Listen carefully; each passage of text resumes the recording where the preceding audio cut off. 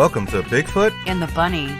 This is a couple's journey into the mysterious, the unknown, and the paranormal. I'm your host, Chris Carr. And I'm your host, Kristen Johnson. Together we are Bigfoot and the Bunny.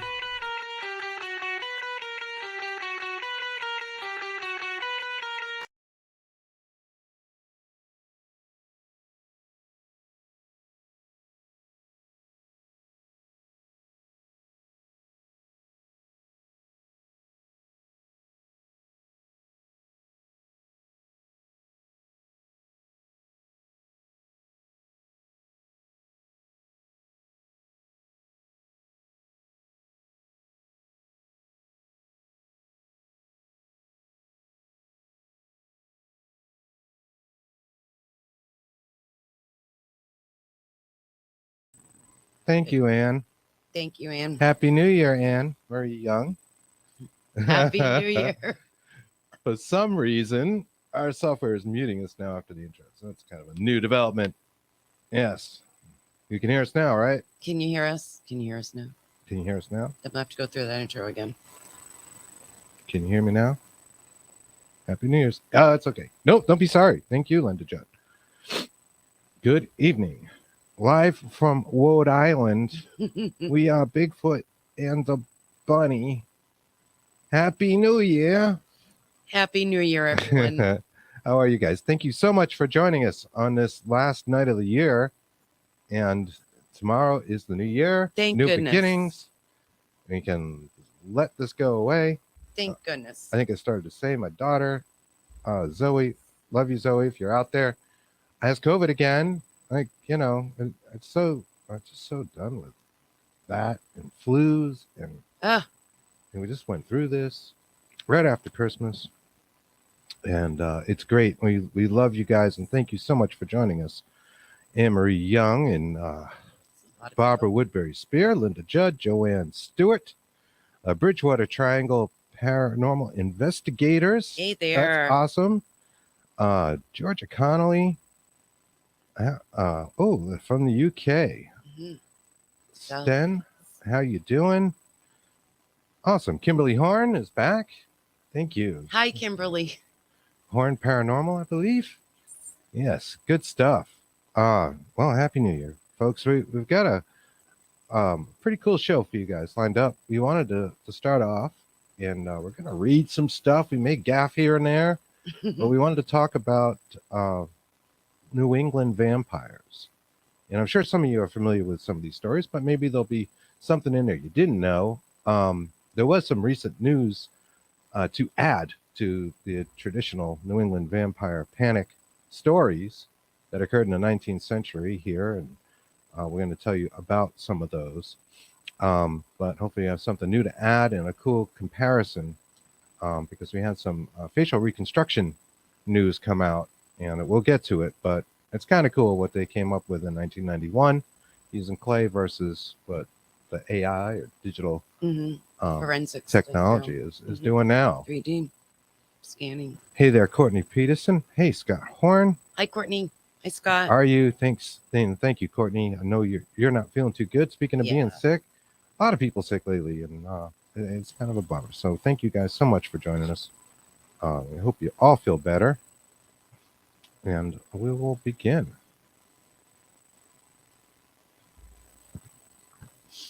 During the 19th century, the Great New England Vampire Panic occurred. Here in New England, Rhode Island, Vermont, and eastern Connecticut were about to be swept up in this phenomenon. The vampires in this case were not really vampires at all. Instead, they were victims.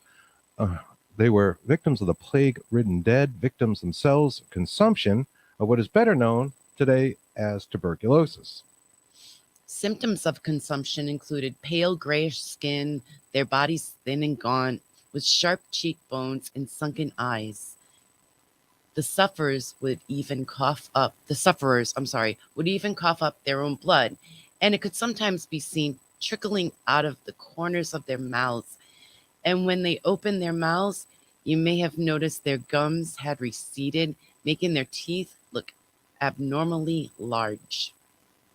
Back in 1990, three boys aged 10 to 12 years old were playing near a sand and gravel pit in Griswold, Connecticut. They dislodged two human skulls while sliding down a hill on recently excavated ground. Eventually, this land would be identified as the Walton family cemetery. One of the boys went home to tell his parents, who didn't believe him until he produced a human skull. Police would initially think this was the work of a local serial killer, Michael Ross, and taped off the area as a crime scene. Between 1981 and 1984, Ross murdered 8 girls and women aged between 14 and 25 in Connecticut, mostly in that Griswold area, and New York. He raped 7 out of 8 of his murder victims. It is also alleged that he had raped but not killed a 21-year-old woman named Vivian Dobson in 1983 and a woman named Candace Ferris in Indiana. Ross confessed to the 8 murders and was convicted for the last 4 of them. He was sentenced to death on July 6, 1987. Although he was incarcerated at the time, Yeah, there's the massive, right? the New England accent. Yeah, well, Rhode Island going incarcerated at the time of the discovery. Police thought the boys may have stumbled upon some of his handiwork. What the police found were crypts that held the bodies of 29 Walton family members that had been crudely interred. Said that right? Crudely interred. You look funny. In the early 19th century. I think I look funny. Beneath large fieldstone slabs meant to keep the dead in the ground, they exhumed a coffin marked JB55. JB55. With brass tacks upon its lid and a mystery lying within. JB55 contained a body whose skull had been hacked from the spine and placed on the chest, which had been broken open along with his femurs, those long leg bones of ours, your thighs, to create a skull and crossbones. JB55 had been in the ground approximately 5 years when someone exhumed him and tried to remove his heart as part of a ritual to stop a suspected vampire from preying on the living. Interestingly enough, JB55 was the only coffin not buried in the traditional Christian pattern of east to west with the head facing west.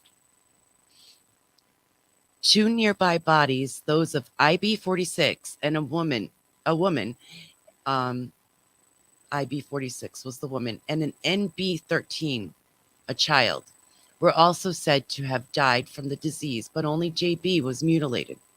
Back when JB55 was first unearthed, his DNA was analyzed, but supposedly the technique was not advanced enough to yield much data. And we'll talk about what data they were able to yield. This is why researchers took another long look using more modern research tools for a report on JB55 recently, presented at the National Museum of Health and Medicine in Silver Spring, Maryland, which holds his bones. Quote, this case has been a mystery since the 1990s, unquote, says Charla Marshall, a forensic scientist with SNA International, who worked on the project. Quote, now that we have expanded technology capabilities, we wanted to revisit JB55 to see whether we could solve the mystery of who he was, unquote. Initial DNA testing yielded no clues to the man's identity, but now researchers from the U.S. Armed Forces Medical Examiner System believe they have identified him as John Barber, from the JB, who was most likely a farmer. The researchers first used Y chromosomal DNA profiling in conjunction with the publicly available genealogy data at the time, i.e. GEDmatch, to determine that the man's last name was Barber. A search of newspaper records then led them to the 1826 death of a 12-year-old in Griswold named Nathan Barber, whose father was John Barber. The fact that a coffin buried near the vampire grave had been marked NB13 with the same brass tack pattern added further evidence that John Barber was indeed the name of the unfortunate tuberculosis victim. All right. In just a moment, I think we have a picture of that. And, see what you guys are doing. Hey, Kimmy. Hey, Joshua. Hey, Irene. How are you guys? Just Happy New Year. to ask a real quick, is anyone else losing our audio? Joshua Dixon says our audio is really shaky.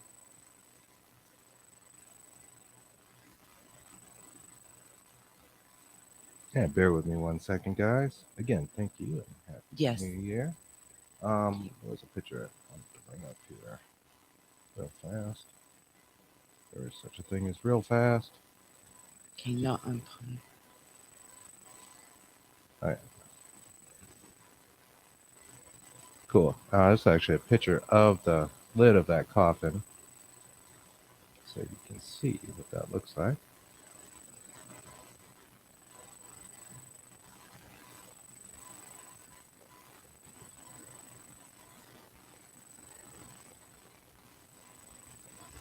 So there's the JB55 and the brass tacks. So yeah, pretty interesting, right? Yes, very. Pretty neat, kind of mysterious.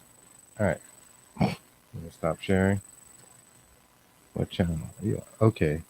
Yeah, all right. All right. Yeah, glad the sound is out there. It could be local, Joshua. Yes. See if it sounds better on any of the other channels. And let us know. Thank you. Thanks for letting us know. Just a real quick shout out. I wanted to say hi, Jim Harrison. That's Uncle Jim. Hey there. Yes, haven't seen him in a while. Hope you're feeling better and Happy New Year. All right. Per arstechnica.com and numerous other websites in November of this year. Thanks to the efforts of Parabon Nanolabs and the Armed Forces DNA Identification Laboratory, we now know what the so-called Connecticut vampire probably looked like. Using DNA analysis and a 3D scan of the skull, the two labs collaborated to digitally reconstruct the face of the 19th century man whose remains were discovered more than 30 years ago. The image was revealed earlier this month. It was actually in November.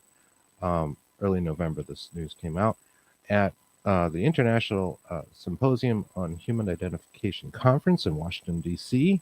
The work also builds on earlier DNA analysis to strengthen the evidence that the man in question was a former resident named John Barber. While renewed efforts have helped identify JB by name, we feel the facial reconstruction done by artist and anthropologist Sharon Long was spot on, and she really was. Yeah, she was good. So we watched some video and an interview with her, and I'm going to show you what they came up with in 1991. Our last pictures didn't go through. Okay. Just wanted to let you know. Thank you. Come again. Thank you. Come again. Yeah, let us know if you can't see these. I'll try to share some more stuff with you. I want to show you guys what they put together with clay and the use of hands and knowledge, hands-on technique versus what they came out with just a month ago using digital and AI and that sort of thing. Because I think it's pretty impressive. Hopefully I can share it. Let's see. That's really good.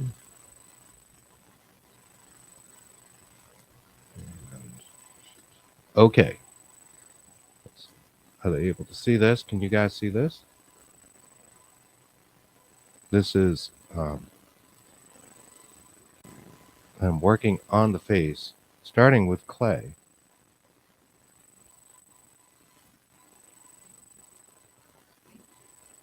So make sure that works. Can you guys see this okay? Yeah, good. No. See that at all? Nope. Oh, you know what I think I need to do? Thanks for letting us know. Thank you.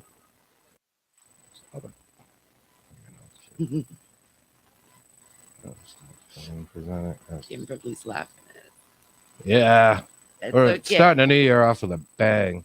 I actually just heard one. As a matter of fact, that's when you said that. Did you hear it too? I did. Firework. All right. Now you should be able to see it. How about now? Look better? Should have a close up. And this is going back to 1991 and using a method starting with like a skull, slowly adding clay and paint and hair, and they created this face, right? Which looks pretty cool.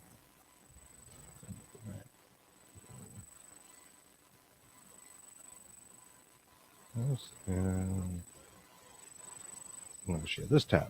And this is what came out on ARS Technica and numerous other websites just about a month ago, front of November.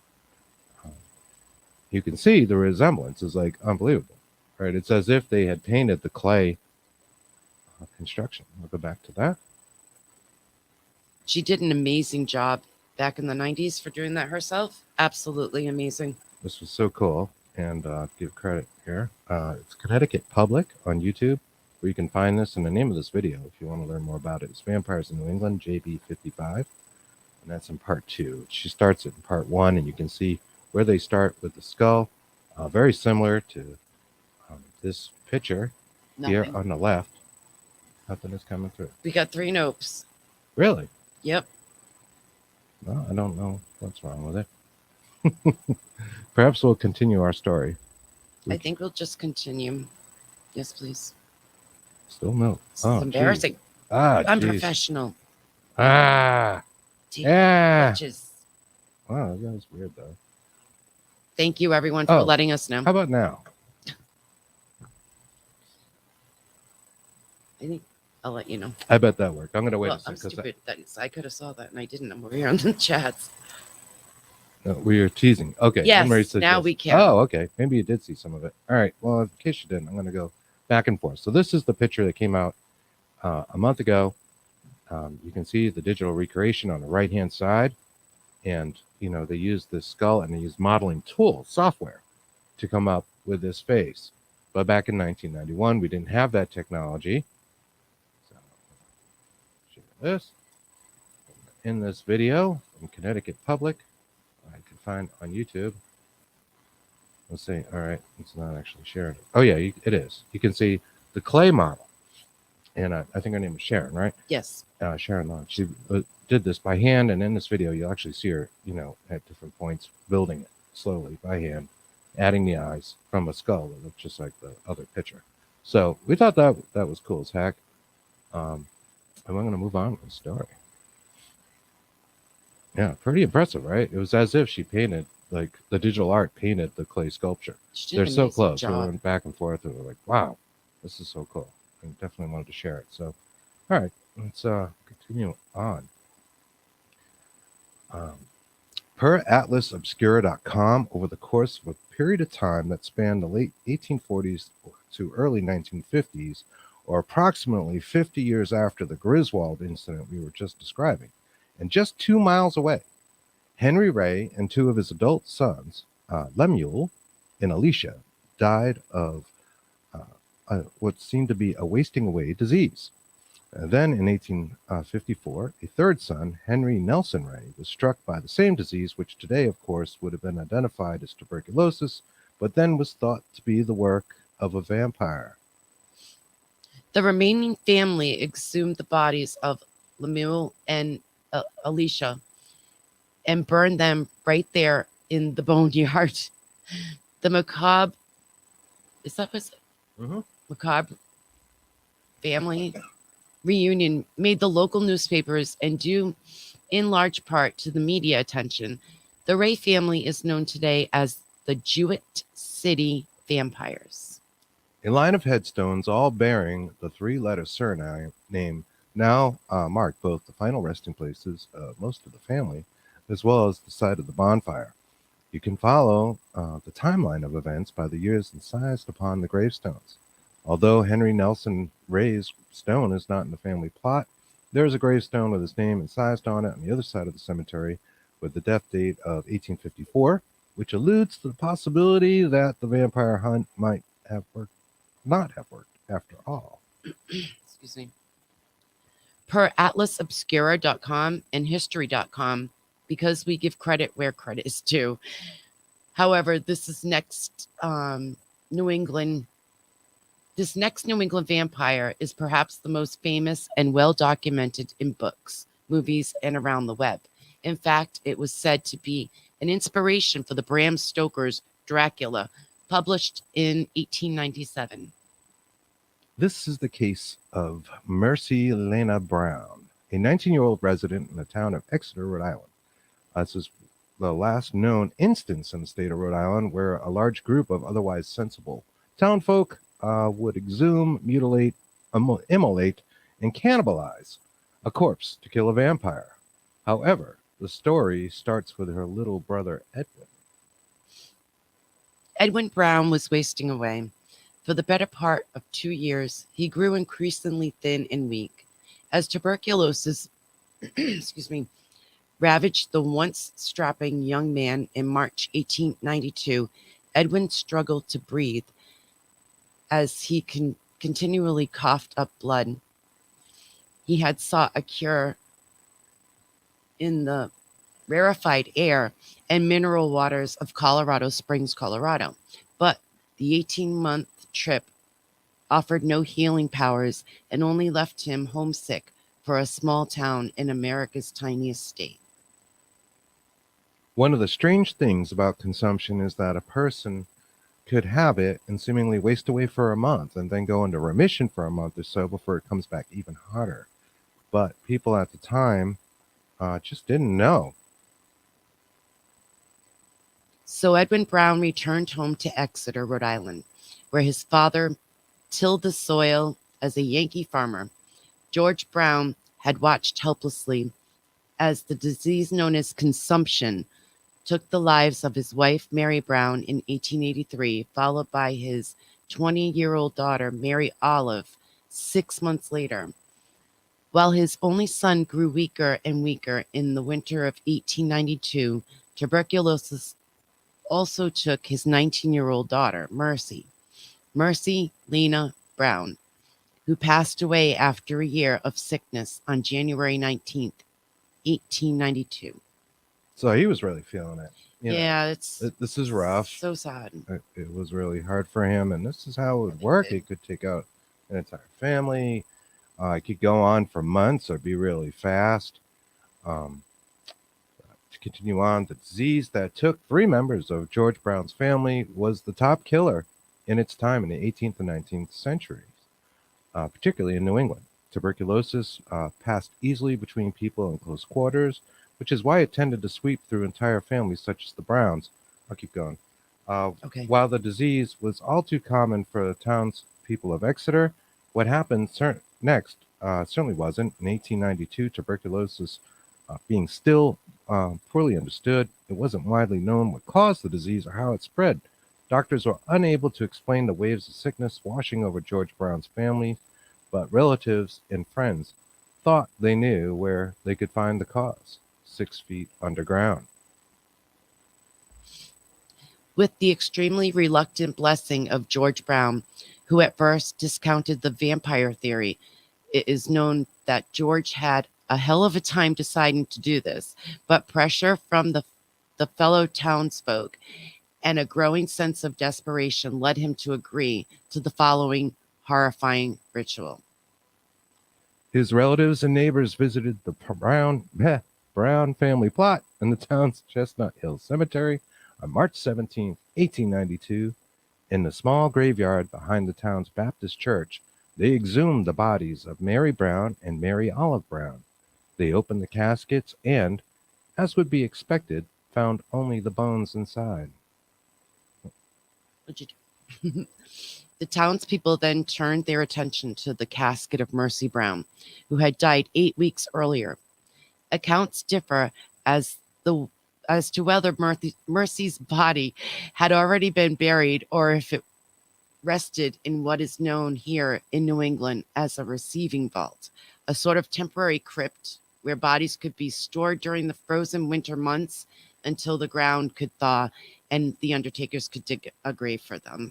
That's right. I don't know if they have these all over the country. Yeah. I mean, we have them here We wondered. in New England, pretty much in all the cemeteries that are, relatively old. They're just temporary crypts where, the bodies could be stored during the winter months because the ground freezes and, they were using shovels then, no, backloaders or anything like that. So that's how that worked out. Either way, when the lid was lifted off Mercy's coffin, her body was found on her side. Her face appeared flush, and there was blood around her heart and veins. Dr. Harold Metcalf who had raised his objection to the entire affair, assured everyone that the lack of decomposition of Mercy's body was perfectly consistent with the fact that she had been dead for less than 2 months in the wintertime. I think this was in January, if I'm not Yes. mistaken.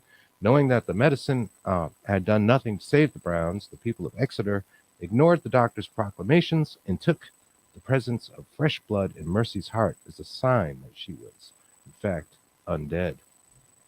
Excuse me. They gathered firewood and kindled a bonfire on a pile of nearby rocks. Then they cut out Mercy's heart and lungs and cremated them on the pyre. They returned to Edward Brown's house with the ashes of his dead sister's heart and mixed them with water. Edwin consumed the concoction, but the tuberculosis continued to consume him. He died 2 months later on May 2nd, 1892. Isn't that just brutal? It is really brutal. Sad. After brutalizing Mercy Brown's dead corpse and putting her family through a gruesome, nightmarish hell, the townspeople finally buried her heartless body in the grounds of Chestnut Hill Cemetery, where under a weathered tombstone she now rests in peace. So that is, a tidbit about Mercy Brown. I'm not sure if you guys have heard of her. Greg Koss says we have temporary crypts here in northern Illinois. Hey, Reggie Reynolds, what's going on? Hello, Valerie Wright. Hi, everyone. What is happening? Hello, Balila. Yes. How Good are you? evening. Thank you. Good evening. So we can do questions and stuff too. Yeah. We're not just going to read you guys all night. We promise. No. But we wanted to have Obviously, some of the we're not stuff doing down. a very good job of it. Oh, we get it. It's a good story. Hopefully, it's Yeah. listenable too. Good stories. I mean, they are pretty chilling. And idea of consumption and what that must have been like, and how people react during a plague. Mhm. Yeah, As we all know. seems entirely relevant. People do get a little batshit crazy, and they do some things that seem to be out of character, right? They wouldn't do in other times There's no because toilet paper. there's a mystery out there that we, they just don't know what's going on, and you can see why people would overreact to a lot of this stuff, especially the effects and the symptoms of tuberculosis are just horrible. Blood trickling out of your mouth. And I do believe it is still out there, yes, but not as bad and everything. I know being nursing, we have to get a tuberculosis test every year to make sure we didn't come in contact with anybody. And yeah, it's definitely out there. Discusses. Thank goodness of modern medicine. Heck yeah. And I think this was close to the time, that they actually figured out how to cure it and They can't. immunize against it, Yeah. I guess. Hey, what's up, Anthony? How you doing? Hey, Anthony. Good to see you. Yeah, no toilet paper. Exactly, Josh. And all the other craziness that's gone on the last few years. It's Can't imagine back then. Yeah. Very slow moving newspapers, but this stuff did make the news and would be in the local newspapers. Publishing date of Dracula, it was relatively Bram Stoker's, but yeah. relatively close to when this actually occurred. So I think it had been in the local newspapers and gone to an international scale. Kimberly says, "Oh yeah, I go to a VA hospital where I'm a veteran, but also used to work in the VA system, and they had a few cases within the hospital there. So okay, yeah, there you go. Yeah, We have had still some out there. here too. TB, all right. We get Yeah. the immunization. I think isn't it the thing like you get a shot and it raises a bump or something? Yes, it raises. They get it right here Hmm. on your wrist, and it does raises a bump. Same thing. So the reason why we do that is so we don't turn into vampires. So we got one more little vampire story to go through, and then we'll talk about some other things. But I think the stuff is fascinating, and we haven't talked a whole lot about it. I think we mentioned Mercy a few times. This one's a really great story.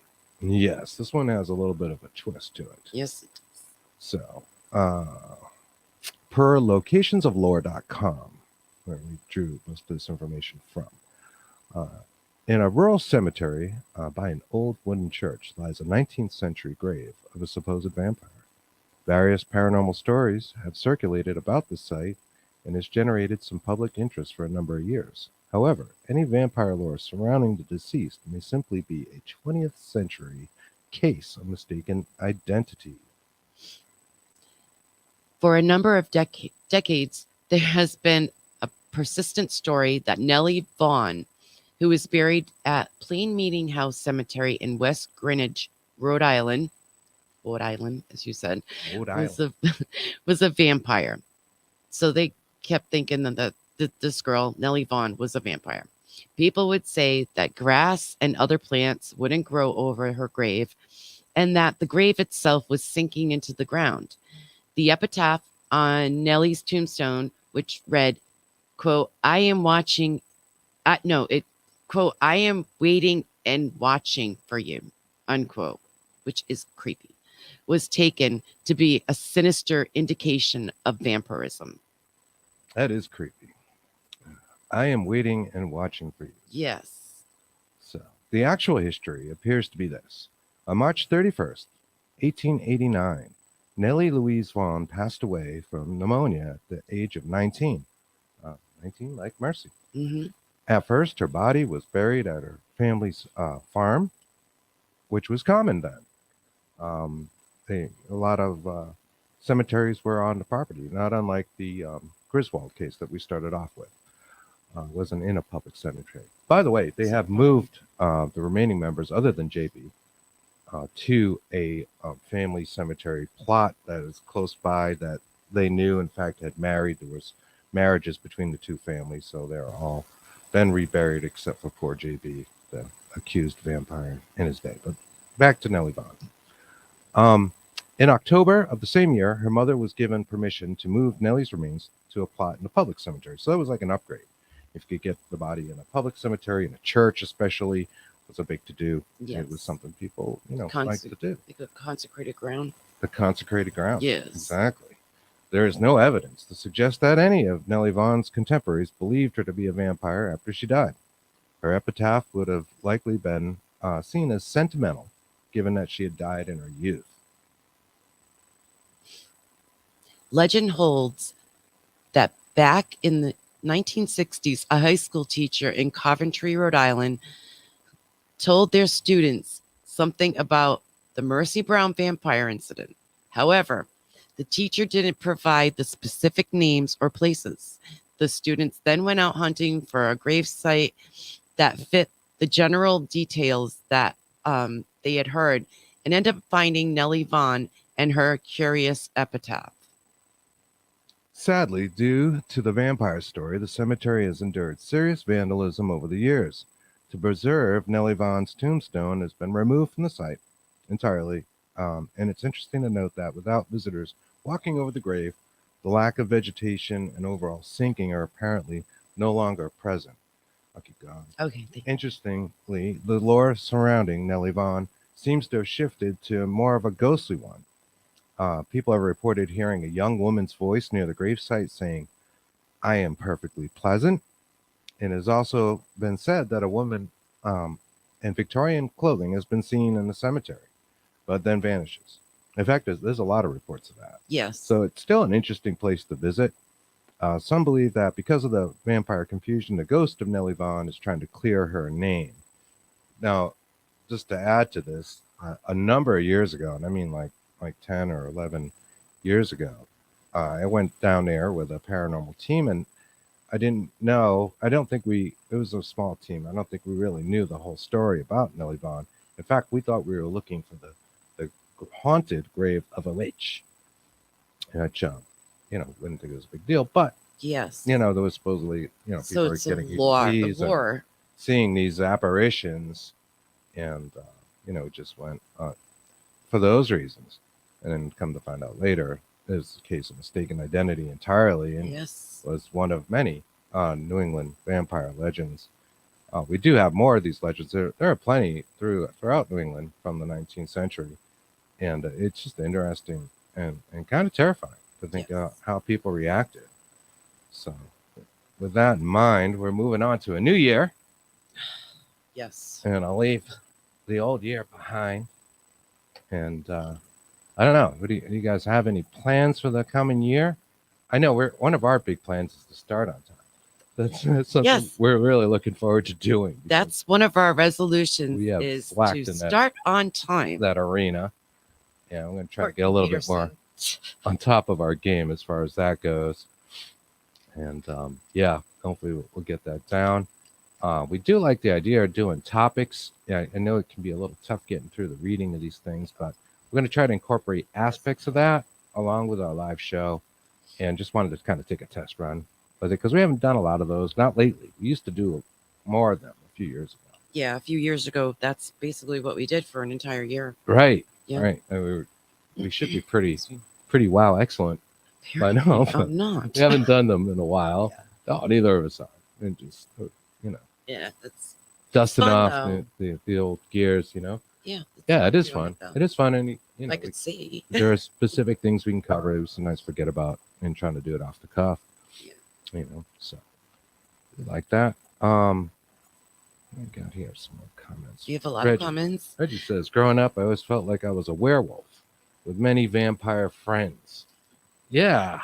Yeah. Well, you should run for senator in Georgia. Do that. Right?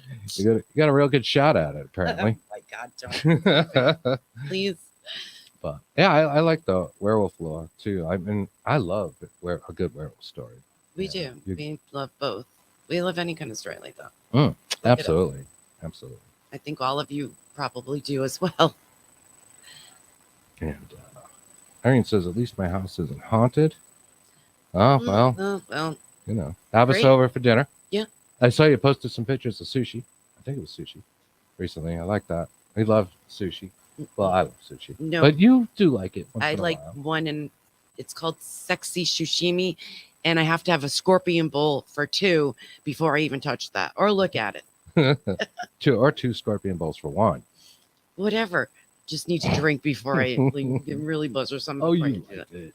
You liked It was it. my birthday. That's why I was Yes. We were scorpion Raising heck up One. there. for 1. Yeah. Joshua says the freaking fireworks are pissing him off and scaring his animals. Yeah, we understand. We get a little bit of that where we're at in Rhode Island. It's another foggy night like it was last year. If we Not as foggy. if we go out there, we'll know Yeah. like exactly like what the year is going to be Yeah. when we 'cause go out there. It's 2 years ago, a neighbor's house caught fire and like burned down from fireworks. from a firework. Somebody shot a bottle rocket. And Dumbass. so it was a tenement type building, multi floors, like 3 floors. And and it was freezing. Remember that? That was wicked cold, and it was iced. It had Yeah. it had rained Firemen a were little falling bit, down, trying to drag the hoses. and the firemen were trying to drag This is those. a They were hill over there. just falling. I It live felt so bad for them. across from like a road that goes down a steep hill. It was And that was just crazy. I'm like, wow. It happened at like, what, 12:02? It was just after midnight. It did. So we're ringing in the new year. We're outside and having a cocktail, I think, at the time. I was. You Yeah, were. I couldn't. That's right. You didn't have one, but I had drank for you, I think, that night in your honor. That's right. You're right. Yeah. Yes, you did. And it was just such a crazy thing to see. What a way to kick off the new year. And then last year we went outside, and it was so foggy, you couldn't even see the road. And I said to Chris, and the feeling I got, I was like, this is going to be a bad year. Wow. And it wasn't a very good year at all. No, well, the last few years have been rough. So every year we say, well, next one will be better. But I think this is the year. This is This the year. We're going to do it. Yeah, this is us. The year of us, babe. We're going to say that. The year of us. And you. But all Yes. selfish. I'm sorry. I didn't mean to be selfish. Good Lord. And you all as well. Take you to the pillory. Which reminds me, we've been watching this really cool show. I don't know if you guys have seen Salem. It's not anything new. Salem, as in Salem, Massachusetts. It's 2015, I believe. Yeah. And it's ended 3 seasons. And we're just about done with season 3. The binge watching. I thought it was season 2. No, it's season 2. Nope, we're in season 3. Oh, crap. Yeah. Yeah, we are. But it is really a cool show. What I like about it is that there's certain historical things. I mean, it's total fiction. Some of the characters are named after the actual characters of Salem, Massachusetts that were involved in the witch trials of that time, like Cotton Mathers, Tituba, Did. if I'm saying that right. Probably not. And it's really cool. They make references that you might not catch right away that we've come to find out just from doing this show. Um, like there's a reference to a deformed, almost devilish baby. Mary Dyer's baby. Yes. The real one was Mary Dyer's baby. That's right. And she was a Quaker here in Massachusetts, was not kind to the Quakers in the 1600s. In fact, they could be killed legally upon arriving here on a boat. And they were often detained. And we've talked a bit about that. We've talked about that baby a few times. Very interesting stuff. And although they don't use Quakers as the reference of the name Mary Dyer, they're clearly talking about the same baby. Mary Dyer, the Quaker, they had exhumed her baby. I believe it was something like 6 months after they had buried, this stillborn deformed child, which is really sad. And they used that as evidence to kick her out of the Mass Bay colonies. It's terrible. As she moved to Rhode Island. But she would persist in going back to Massachusetts and going to Boston in particular to defend her friends who were getting arrested as they would come over, the Quakers. Another interesting fact about her, too, is she converted. She came to Massachusetts from England as any other Puritan and had converted to being a Quaker while she was here. So, yeah, pretty interesting stuff. We love a little good history and folklore. Hey there, Donna Lynn. How are you? Good evening from Toronto, Canada. Happy New Year's 2023. Yes, please. And Irene makes a reference to Japanese moonshine. She said before that she's made sake. Oh, okay. For you. Homemade sake, right on. Yes. Right on, which is Sake. a rice wine. What do they make the moonshine out of in Japan? That's a Let good us know. question. I'm not sure.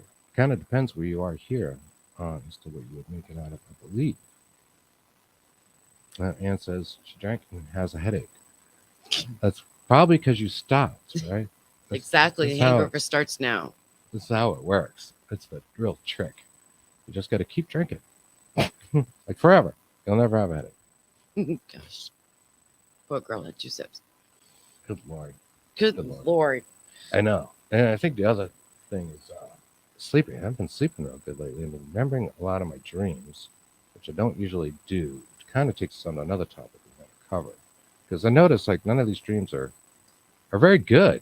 Like I'm waiting for the good dreams to start happening. They're all like apocalyptic, basically. Yeah. Yeah, it's really Crazy apocalyptic dream. it's not doing well. Yesterday I woke up with it was like super, clear and lucid kind of dreaming almost. Like it seemed pretty real and I remember it very well.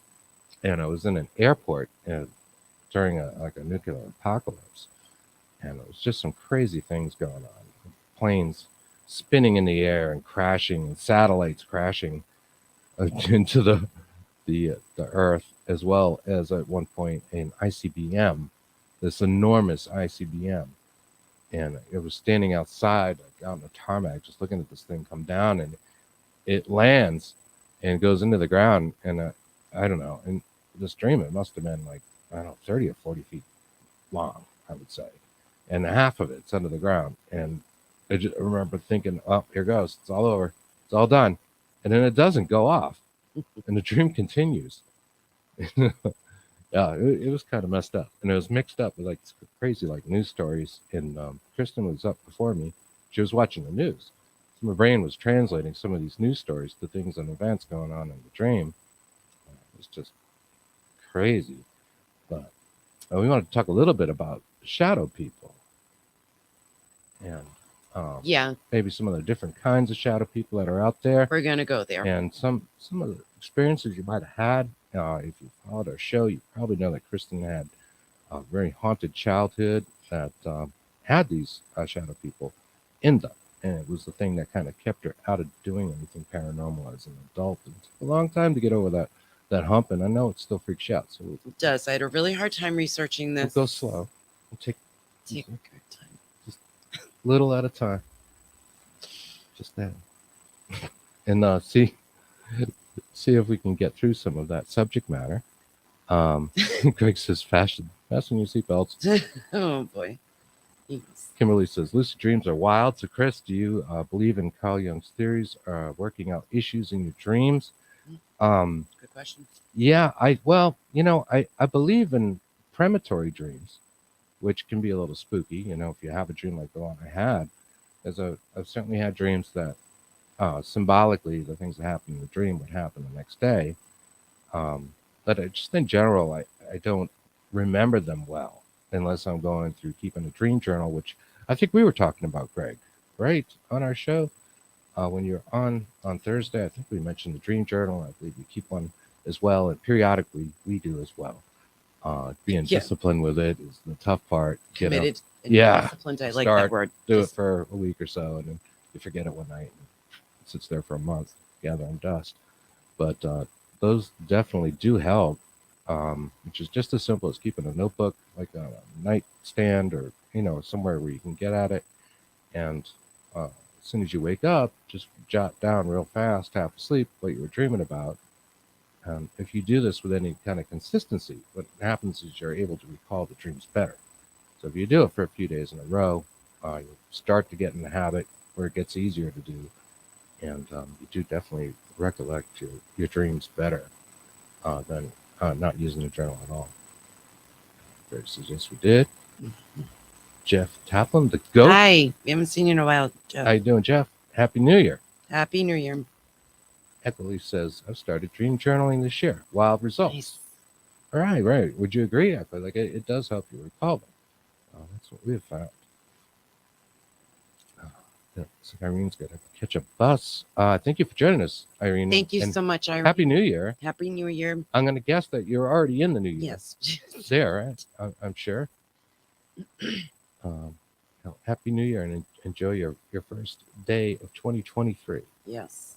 Thank you for joining us. Thanks again, Irene. We'll talk to you soon. Just as Happy New Year. And Mrs. Chris, yes, I think dreams are vivid movies, like you are teaching a valid message, whether it's premonition or whatever.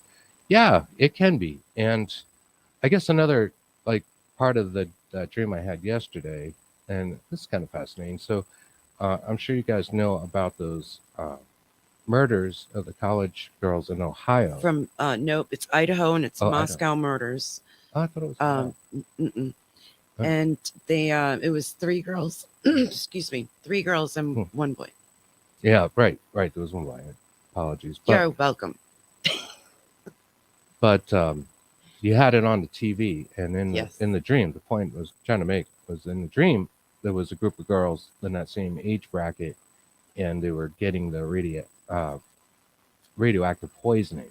Like, one of them was real bad, and I think it played like I was hearing some of the stuff. Like, they were a group by themselves, kind of like you would see, looked a lot like them, and they were dying, right? So this is on in the background while I'm sleeping, and the brain just kind of picks up the noise. So you're conscious on some level, when you're asleep. Kimberly goes on to say, I used to have demon dreams that scared the crap out of me. I was always getting attacked. So in my weakened state, I started memorizing the Lord's Prayer so much that it poured over into my sleep, and I got to where it actually say it in your dream and push back these evil beings. All right, well, that's super interesting, Kimberly. I like that, and it kind of reminds me about some of the ways you can try to astral project. It's kind of like keeping a dream journal, and when I've been disciplined in doing that, it helps. One of the things you could do is set your alarm clock for an earlier time, and then hit it to snooze. And other thing is to keep telling yourself, before you go to bed, set that intention that you will get out of the body. You'll be able to do this and move your consciousness outside of your physical self with awareness. And it can spill over into your dreams. You can learn to teach yourself to recognize that you are dreaming, because if you do that, if you recognize that you are dreaming, you'll have a lucid dream at that point, and you'll be out. Reggie says, I get dreams telling me something about the future. Right, that is the premonitory dreams. I think a lot of people experience this stuff. Mm-hmm. A lot of people experience ESP and psychic abilities. You get a text from somebody, or your phone rings. Phone call, yes. and you know who it is before you look or pick it up, right? That's one that a lot of people can relate to. Linda says, one of the wildest dreams I had is still a mystery to me as to why I had it. After I woke up, I Googled clues from the dream and found it was about a real person. Well, that's cool. It's All right. awesome. Yeah. That's pretty neat. All right. So you wonder, like, did you learn that subconsciously? You see some of that information. It's the kind of stuff I ask myself when this happens. Is it possible? And a lot of times that answer is like, it's really, really unlikely. So you wonder where it came from. So, yeah, very cool. But we're going to talk a little bit about the shadow people, right? Sure. Stir back to that. There seem to be different kinds. Hmm. Talk about our experiences with them, and you guys can let us know if you've had similar experiences or Already we have, aware of these kind of things. I think, I want to get it right. Terry and Al, Spirits and More. They've already put it up. They had one chase them out of a cemetery, from a cemetery. Mm. Yeah, yeah. I think like the base level, if there is such a thing, I have the no fault idea. level is kind of Default. the black mist one, right? That may turn into a shape like that of a hand. Right? Yes. Kristen, Yes, you dear. can tell us a little something about that. I was in my own house, and at that time we were being haunted by the AM band. We have a show about it. Right. The AM band. That sounds crazy, but we do have a podcast. Yes. Check out Couple of them. called the Evil AM Band. That's just something we dubbed it. Yeah. And it's a period of time where working together, yeah. we actually, had something come home with us, if you will, and stay in both of our homes. That was something like on that. The shake. Yeah. So it's just a little sliver of that. But I was sitting at home. I was home. Chris was at his house at that time, and we were doing a show together. And we had a guest on, and I can remember, I thought I saw the cat, one of our cats, behind me. Come to find out, when I played back the show, it was a mist that came over my left shoulder. It was very dark mist, and it flew over like this, and then it created a hand like that really quickly in the camera, and it was all made out of black mist. So the hand went like toward the camera. The black mist came around me and went right in front of me. So this happens. So I'm going, but I have gone back and forward on this part like 50, 60 times. And I'm like, oh my God. So I tell Chris, I'm like, go to 2311 on our she's show. She's texting me the stuff. Yeah. I'm at work, and she's texting me, the time slot, we're in our show, because it was just our show, right? Yeah. You're playing back. Yeah. And go to this, part of it, and you'll do you see it? Do you see it? I have it. It's legit. It's right here. What? And I keep doing it. I'm sitting there in my There's nothing there for my him. cube farm, and I don't see any of the stuff she's talking about. Like, thinking, are you okay? Like, what's going on? And she's like, no, really, you gotta look. You're gonna see Ann. And what you could see. Yes. And playing back the video. But it was in the video. Like in YouTube or something. I mean, it's like published. It was a live stream. Exactly. Like this one. You kept seeing the hand in your house, right? So you're in there. You're in your house watching on your phone. No, it was my laptop. Right? Little laptop. Yeah. And you can see this thing, but it wasn't really there. So. But it was. But it was for you in that time space, which is really creepy. What was weird was that night I had a really bad feeling, a negative feeling in, gut wise in my house. So, excuse me, that would explain it. But going in with that, that's basically could be a shadow person. Mm-hmm. It could be. Yes. So that's our kind of first kind, black mist moving. And I'm sure you guys have seen videos of this sort of thing or had some similar experience. Just not even half of it. Yeah. And certainly these might be things that come out of like a dark place. I mean, we'll talk a little bit more about that and the full bodied. I think the next one up is more of a profile type apparition. And the thing we kept bouncing back and forth trying to figure out how to discuss this, like, what is the difference between a shadow figure and a ghost, or just a dark ghost? Like, one of the things a lot of people say, and it is perfectly valid to say, is that they may be an apparition trying to form. right? Trying to form out of nothing, and it's just coming through as dark or black. And I had an experience this year with such a thing at Alder Cemetery with Yes. Kristen, which is a cemetery here in Cumberland, Rhode Island, a town away from where we are now. And just for a moment, just kind of like turning my head, it was one of those things on the corner of your eye, but I did fully see a head outline of a body, and it was gray, unbeknownst to me. And I'm surprised I had missed this because I've been to this place, quite a few times over the years. Um, Other people have seen a gray man in there as well.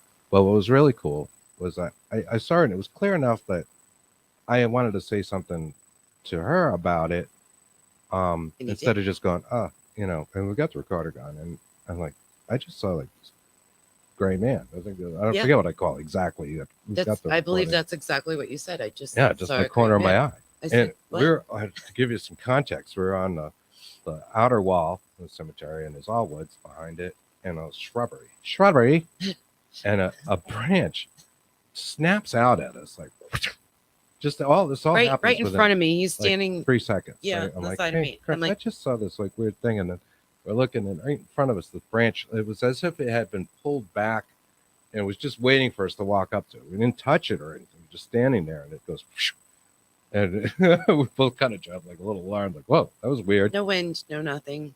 And when we played back that recording, we actually caught an EVP right after the branch went out, and it was the classic "Get Out," Yep. which I don't know why, but what we think is that the gray man of the Elder Baloo Cemetery is what they call a gatekeeper, and the folklore behind that is that cemeteries, especially older cemeteries, each one will have a being probably buried in that cemetery called the gatekeeper that kind of looks out. And you're supposed to pay him, kind of like the ferryman. And this is why people will sometimes leave change when upon Offerings, other offerings, maybe tobacco, tobacco, rum, whiskey. when they're walking into the cemetery or leaving.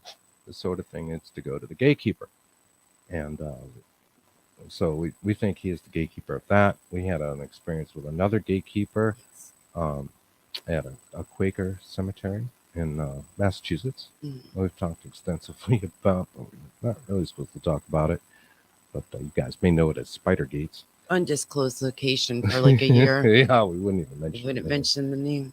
But we don't want to send people there. But Yeah. if you go at night, you'll Get in arrested trouble really anyways. bad. You don't want to go at night at all. But it is open to the public during the day, and it's quite beautiful. It's a beautiful area, very rural and historic. Just be respectful. Perfectly fine. And I see Anthony's joined us. He's got his caps lock on, in Anthony style. That's excellent. How you doing? Just finished your podcast. Yes, he did. We'll have to watch that. So that's awesome. We'll check later. that out. Good news. Let's see. And Jim Harrison says, I believe in spirits. In my lifetime, I've had friends that passed away and went through some stuff. And as they will roaming him out of the church, I could feel a coldness go through my body, and that means he was giving me a large hug. That's what happened with me. Well, that's wonderful. And yeah, that's awesome. That's awesome. Joshua says, I've woken up half asleep and seen a tall, dark figure looking over at me at the foot of my bed. Oh. Now you're in shadow person territory. I sleep in a king, so it is a big bed, and it was so tall, it was extended or bending over and hovering over me. I swear. Well, I believe you. I believe you. I have a similar story, but I didn't see the thing. It was my father's story, and I don't believe he was just trying to scare me with this story. We had lived in, I was in preschool, and that's where in this house with my parents, and I have my most haunted memories from this house that are separate of this ghost story, but we were all experiencing haunting phenomena. My father's story was that they would see a Native American fellow, indigenous person, walking by the house every day, wearing a brown corduroy suit. And it seemed to be, I think, around the same time every day they would just see him walking by. He asked the neighbors, who is this guy? walks by every day and never says anything or anything. And then, like, what guy? So nobody else was seeing him um, except my parents. And I guess he woke up one night and he saw the gentleman leering over the bed, like you're describing, Joshua. And you could tell, it was, it's dark, but you can still make out some figures that it was the same person and same outfit and all that. And he was kind of a crazy guy, my dad. And at that time, he was a young man. He had a big ass knife and kept under the pillow. And he grabbed the knife and he stabbed right through the figure just instinctively.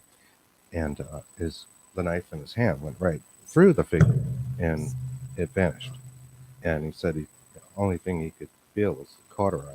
That's the only resistance he could feel, the texture of corduroy against his hand. And then they never saw him. You actually feel it. And it's a good story. And my stories are bananas from that time. And I've talked about them on here before, but they were pretty cool. It was definitely a haunted location. Echo Leaf had a similar encounter. Is this one here? No, it's up one or two. Oh, sorry. You're not in order. I am, though, actually. I'm not in order. That's the thing. I'm never in order. Get in order. Get in order. Everything comes down to order and chaos.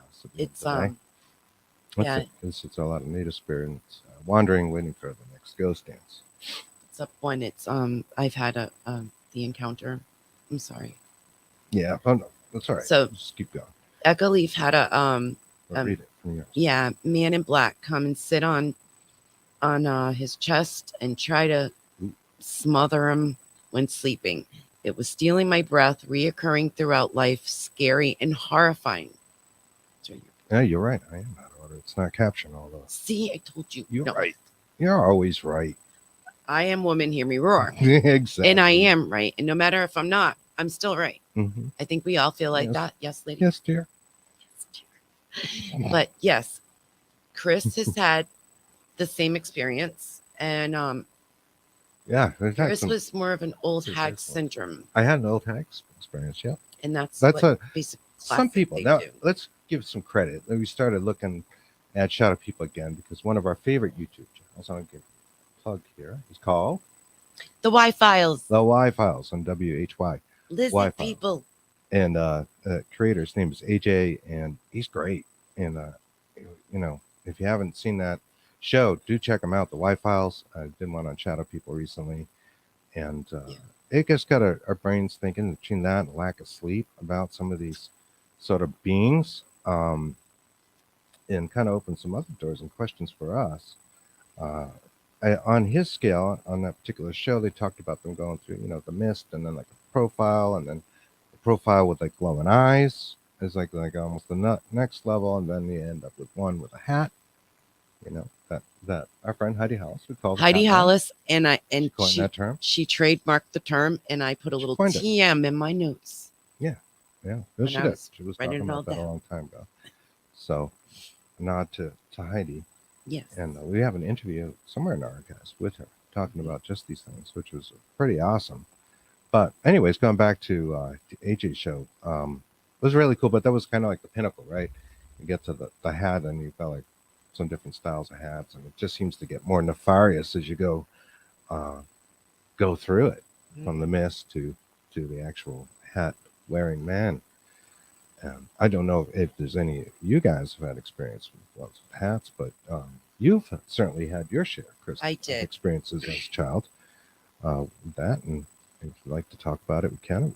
Okay. Keep going. I know it's a sensitive topic, like really, no joke. Like, we have trouble watching documentaries on them and that sort of thing because they were traumatizing, legit traumatizing to a child. So when I was growing up in an old farmhouse with my parents, since I can remember, I was terrified. I was tortured by these two entities. One, classic hat man, just a silhouette. I can't see any eyes, nothing, anything like that. Just all black, very tall. The other one, now this is where we go to the cloak. This one looked like, if anybody's seen The Nun, The Conjuring, The nun, The nun. Yep. has a face that looks exactly like that. Yellow eyes, everything. But they had a cloak on. The teeth, right? And it had, yeah. And supposedly, I mean, my childhood was great. I was an only child. My parents were wonderful people. And the reason why I say this, because a lot of people who see shadow people that are nefarious have had like traumatizing childhoods. Mm-hmm. So this would come out, but I didn't. Like they feed on that. Yes, grief and misery. the Talk terrible about that a little energy. bit. You know, they feed on your fear. So my childhood was great. I had a great one. So that wasn't that. It was almost every day, and it was during the day as well that I would see this Heidi Hollis this hat man, and he would torture me with toys. Like he would make toys go off and things. My mom always thought I had a like imaginary friend and screaming at her constantly.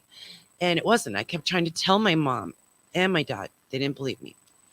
So that's what that one would do. The other one with the yellow eyes, the nun, I'll dub it, used to come to me mostly at night. And I don't remember. I blocked a lot of this stuff out. So you have to forgive me. Right. We had trouble just talking about it last night and kind of go through it because it really does kind of trigger you in a way. So that is the pictures something. alone trigger me. Yeah, right. You want to watch the movie and all that kind of stuff. And, if you guys know our story, like I was into this stuff for a long time and trying to do it with Kristen, she just didn't really want to, and it really goes back to that This the shadow is what it is, the and traumatizing hauntings that she had as a child, right? And blocking it out, just didn't want to relive it. So it's ongoing, although you're a heck of a lot better now than when we started. Yeah, I wanted nothing to do with anything. So like 3 weeks later, listen to that data. Oh yeah, it took me 3 weeks to listen to just the first time we did that together in my house. Yeah, I like gotta hear this. You gotta hear this. 3 weeks. 3 weeks. But yeah, true story. I had stuff that was terrifying too, although I was not pushed down a flight of stairs. I was going there. Pretty bad. Yeah, go ahead. Tell. So my house was my old farmhouse was a Cape style house, and my friend was upstairs. Her mom was over having coffee with my mom, and we slept upstairs. It was an open open plan. Yeah, open floor plan, I guess. And you could see downstairs over the railing through both our bedrooms, my parents and mine. And when you come up the stairs, you'd hit my bedroom first, and then a huge chimney would separate our rooms. So a friend was over, and she was sitting at a big room way in the back. So it wasn't her. So my mom called me. I went to the top of the stairs. I said, "Yes, Mom." And as soon as that happened, I felt two huge, you got to figure I'm little, huge hands. Push me like right down a flight of like 14 stairs. No lie. My mom thought I broke my neck. It was bad. It did hurt. I got gaffes and stuff, but still, I don't know. That happened. I remember it. The sinking of the chest. I'm getting all screwed up now because of this, they sit on your chest, but not like that. They press down, but they try. Yeah. I would say take your breath away. Sit next to me, you could feel the pressure on the bed. I've been like poked all the time growing up. I mean, it was terrible. And the other one wasn't so bad. The nun one, it just was creepy AF. So I don't know. That one was more violent. I would say the so. Hat Man was more violent and stairs, right? So I don't know. Like 10 years ago, unless you had a really evil friend and you didn't know it. No, she was. I asked my friend, "Did you see that? Did you see anything?" Like later on when I kind of recovered or whatever. She says, "No, I didn't see anything."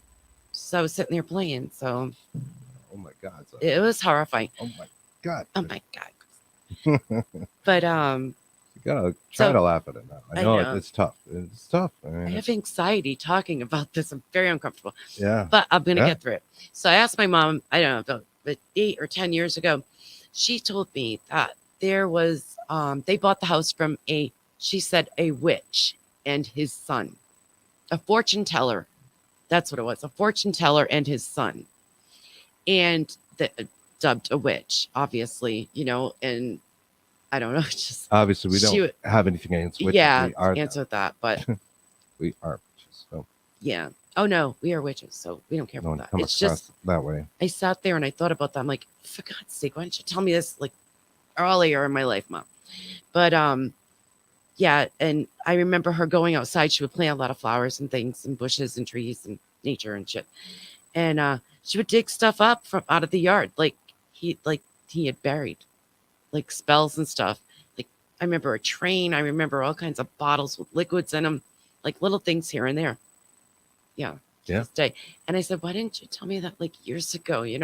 Might help me feel a little better, I guess, or worse. Maybe I'd it probably wouldn't. in the padded room, just give me a straight jacket and still purple open. with sparkles. I'll be fine. They're open New Year's Eve, Are they? All right. 24/7. In about 3 seconds, I'm gonna need to take the Make a reins. phone call. So that's the I'll tell more in a little. thing with Kirsten and the Shadow People, and she hadn't really seen them too much until we had this AM band that we call it, Evil AM Band thing, haunting us in like our house. Yeah. Both of them, we were having weird as hell things going on in both of them. Yeah. We had trouble shaking that, but for you, it was this kind of shadowy presence. And the thing that I think is interesting about it is it's almost as if it knew, because my experiences here were completely different, but absolutely terrifying to me, was what scares you, right?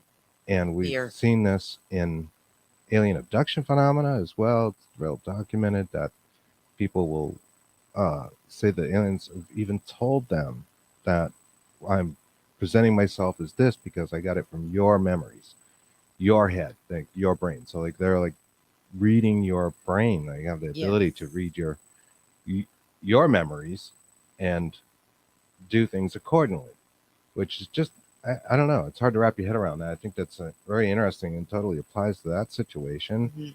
Mm-hmm. It was as if it knew this is what's really going to scare the heck out of you, and that's what it did. So going through that mist that I had as well, that was during this time of hauntedness, hauntology, I don't know, of being, just haunted. Mm-hmm. I also was vacuuming one day and I was by myself, and sure as heck, I just happened, I had earbuds in listening to metal, and I sure as shit looked up and there was the Hat Man right in front of me. Not my shadow. It was a legit Hat Man. And my brain, to process it, I threw the vacuum and it went so far. I went into my kitchen, for God's sake. And I just turned around and I was like, oh my God. And you can feel the negativity from it. That's the thing that I get.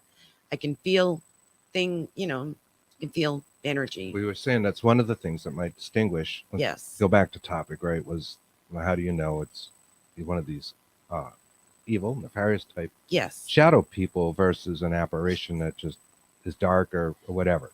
Like I did not feel the gray man from El Baloo was really a shadow person, like it was really evil or out to get us, even though we get that EVP that says get out. I think he was simply the gatekeeper and didn't want us there poking around, and he just didn't want us there. But we're always respectful. It's a historical cemetery. Yes, we are. We take trash out, we do the whole thing. But I think that's all that was. Like I didn't get any kind of like sense of overwhelming fear or anything, and nothing afterwards. After we left, nothing weird happened. It was just in that moment, which was just a couple of seconds, right? I mean, it was really fast.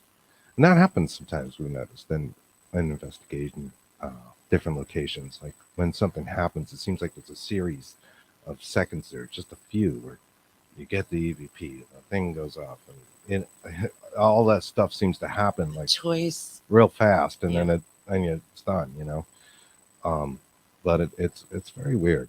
And I really do like the thing of they may be able to read your thoughts, project your fears, or whatever it is, and where that crosses over with abduction phenomena, because that is something that's not a ghost. I don't want to use the D word, but it is an entity that was very that is not chaotic, like a human type spirit, that's deceased.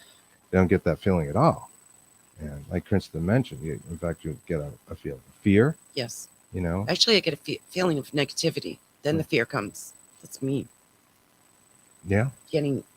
because I can distinguish it, which is weird. If anybody is a feeler, we'll call them. If anybody is clairsentient, I'm waiting for Ann to come up in the Marie Young and say labels.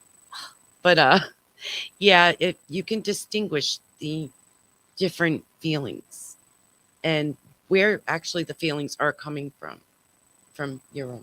So I would get agnias, I would get anxiety, my fear would come up, feeling something, which I told you I felt in the Conjuring house. I said it's the same exact feeling. I went into the Lizzie Borden house. I felt that same exact feeling in one part of the house. So yeah. What were we talking about? Breathe. I know that's what Reggie said. Thank you. Yeah. Take a moment. Yep. Yeah.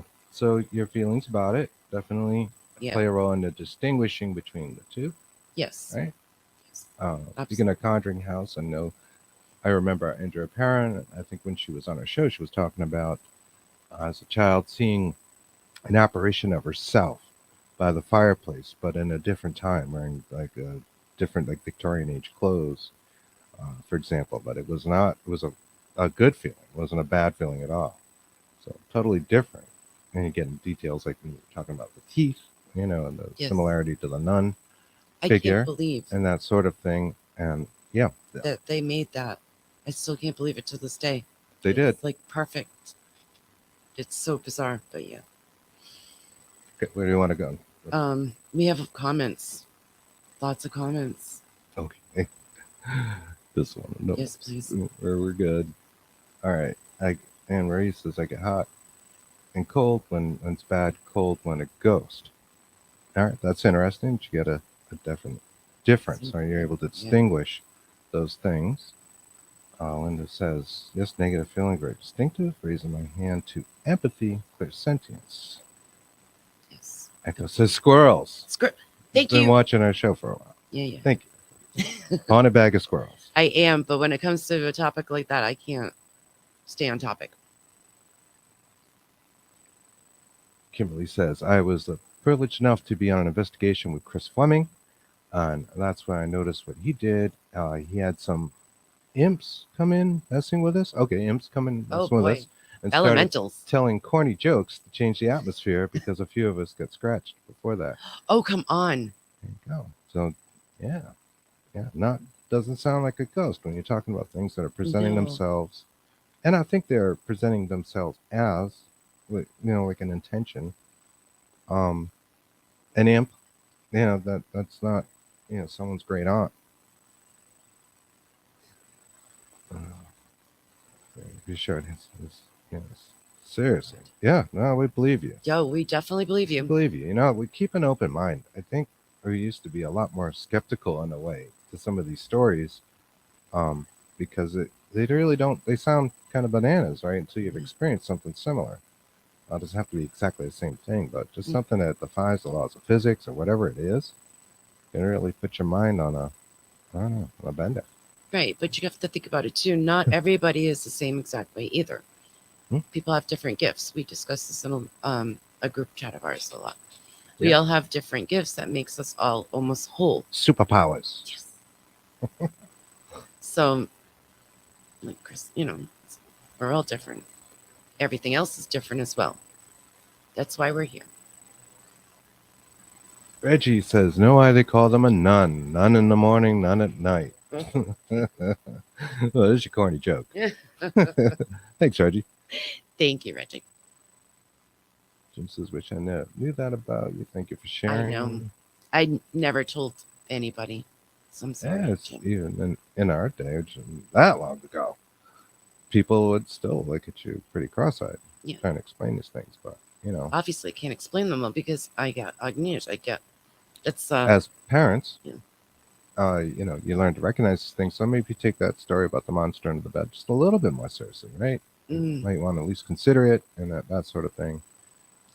Unlike, when we were growing up, which would have been dismissed pretty quickly. It was, pretty sure, Yeah. They didn't have a lot of leeway telling the story about like these clowns that I had, but oh man, another time we'll get into that. I would like to mention though the old hag Yes. experience, because that is a little bit pertinent. And AJ and Y-Files included old hag in his because he had had an old hag experience as well, Yes.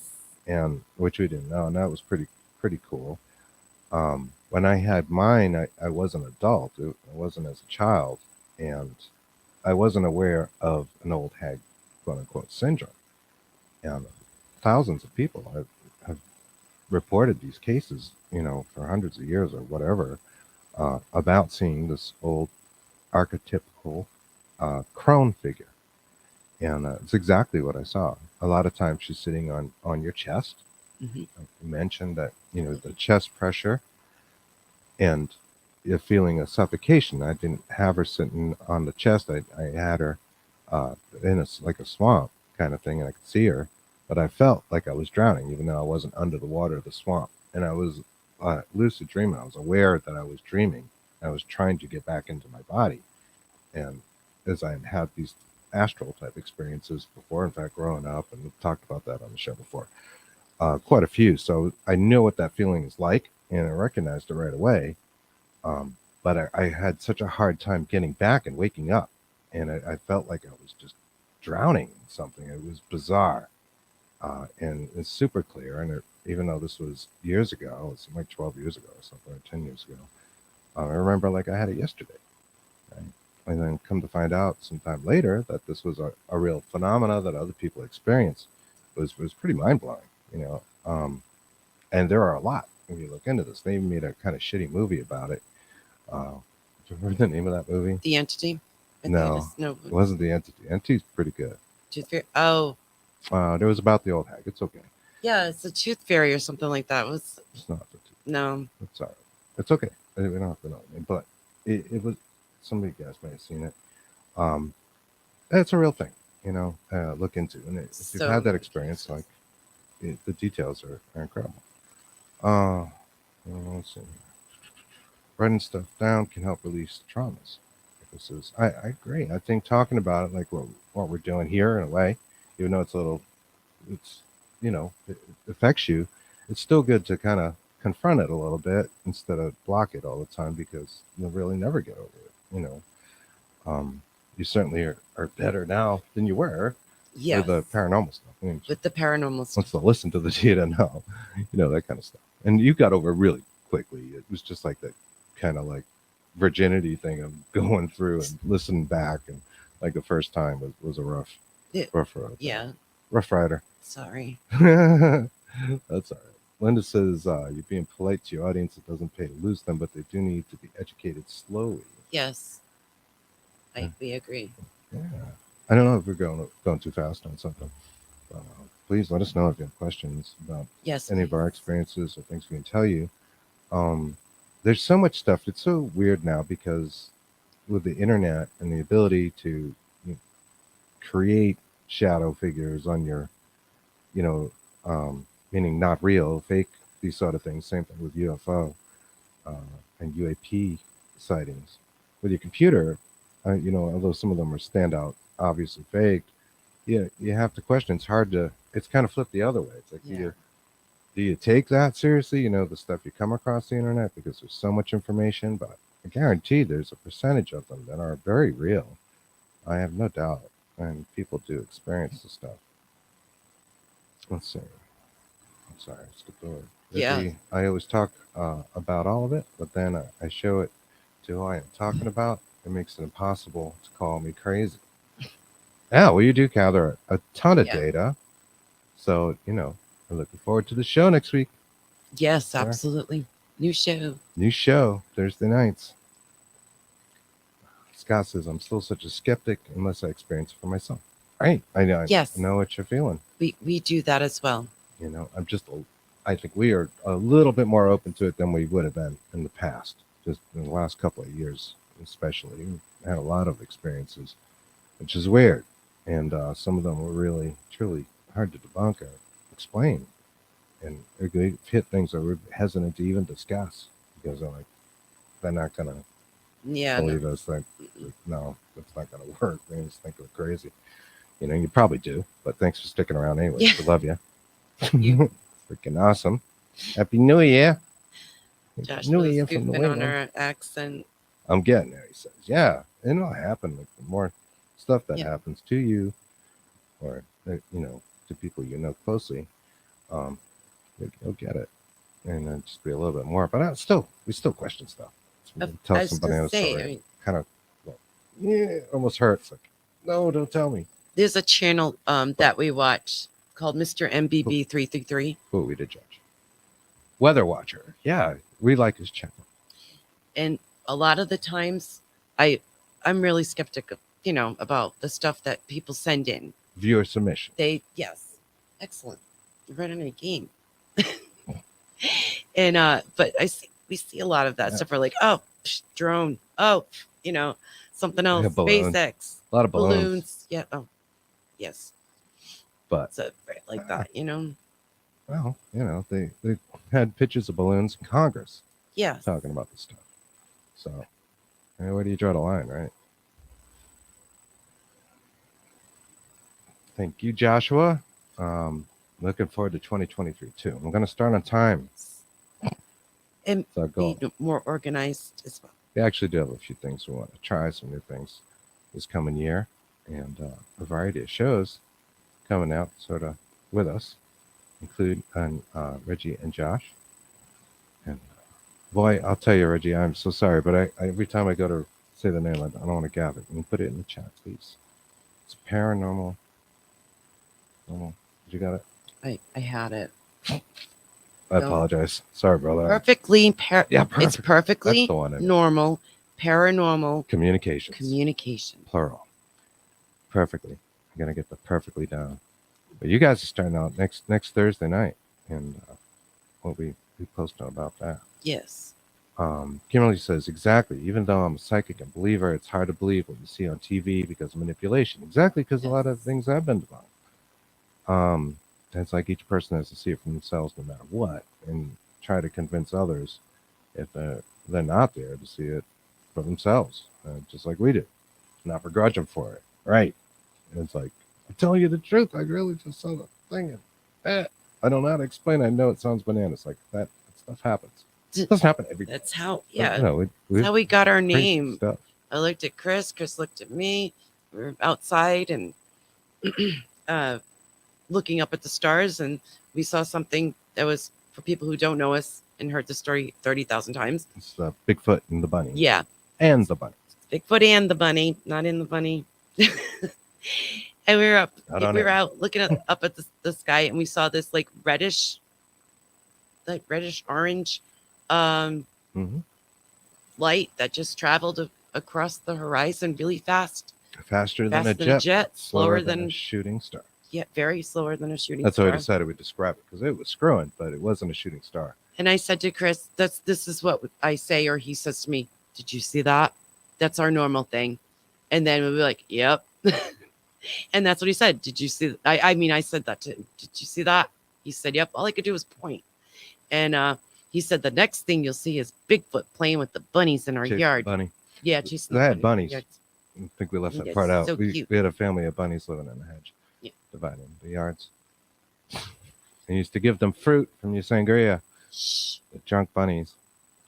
We'd go outside. It was nice. We had a great I didn't do that. View of the sky from that residence, which was really cool. Oh, Kim's got a good Bigfoot story. So yeah, I'd love to hear that sometime. Absolutely. Maybe you guys would like to come on. Come on. That would be awesome. We could do that. I'd love to. Tell me a good ghost story, and we're all yours. Yeah. We love good stories. Good night, Greg. Greg, you've had a long day. Thank you for joining us, sir, and Happy New Year. Happy New Year. Love and hugs back, man. Mm-hmm. Kimberly says, where it happened, there's always some lights in the skyscraper over at certain mountain range. Just saying. Oh. Mysterious.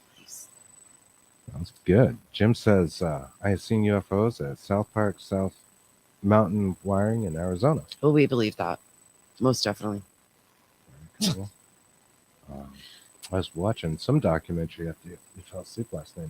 I had talking about Bud Hopkins in Truro, Massachusetts, where he had his first study. If you're into ufology, you might have a good idea of who Bud Bud Hopkins was, worked with regression hypnosis extensively. Yeah, that's pretty interesting. But getting back to our shadow peeps, so that's kind of like the list. So, oh yeah, I know what it was. The thing I wanted to add that definitely wasn't on EJ's show was what if, just something to consider with old hag, shadow people, and these sort of things. Where a lot of times people see them, and it's not exclusively like you saw them outside. These times, at times when you're just kind of starting to fall asleep or come out of sleep, which is hypnagogic and hypnopompic states, what we call that, where you're in that sort of in between state. Seems to be a point of vulnerability in most people, and that's where they may see repeated beings like multiple times, um, whether it be like aliens or even like a Bigfoot or something in your room. People talk about Bigfoot looking in the bedroom window and that sort of thing. Might be a place where that happens, and meaning you're close to dreaming. And where these shadow people thrive, or it is thought, and not exclusively, again, not all cases, that they thrive on grief, misery, depression, these sort of things Mm-hmm. that perhaps either given that I think the human has normally human, I can't talk now. Normally human people have something, I think it's somewhere around 50, and I'm really saying this off the top of my head. Dreams a night might be a lot more than that. And I think most people are aware that they only, in our human linear time scale, it's only like a couple seconds, but in your dream, it may feel like a week. Yeah. They Yes. just have these things through the night, and you tend to remember the one you were just having. I when you wake know up. where you're going with this. Yeah. Right. And we were talking about like what if these hundreds and then like thousands over the course of a week dreams that we have that they maybe torment a person nightly and they have no awareness of it. And this could happen for years if you had the ability to do so, to sort of derail their life to a point where they had misery in the linear time mode, meaning your day-to-day life outside of sleeping, and could trigger things and kind of derail somebody and cripple them in a way and create a perfect kind of feeding environment, if you will. They truly feed off that misery and depression. Something to think about. Ken Allen, Yes. what's up? Happy New Year's, brother. Ken Allen from the Wizard's Table. That's right. That's right. How you doing? Anthony's back here. I've heard a Mark Barton story. I'm not familiar with that, Anthony. Love to hear it though. Absolutely. There's another guy. Yeah. Have Well, on sometime. I was just going to say that we need to meet you Wraith on. hunters. Come on, talk to the Rhode Islanders. The Wraith Hunters. I think I'm on number 4. He says that's an interesting. Chris, that's an interesting point. Yeah. You gotta wonder. Yeah, so dreams are still so mysterious. So many things in science are just not really known, and it's almost shocking. We go through our lives thinking everything is just taken care of, but they don't really know, like how electricity works and how to manipulate it. They don't really know what it is. Kind of can control it, can do all kinds of things with it, but there's sort of things like gravity. Yes. And it throws a wrench in the machine. Well, we know more mass creates more gravity, and it kind of ends there.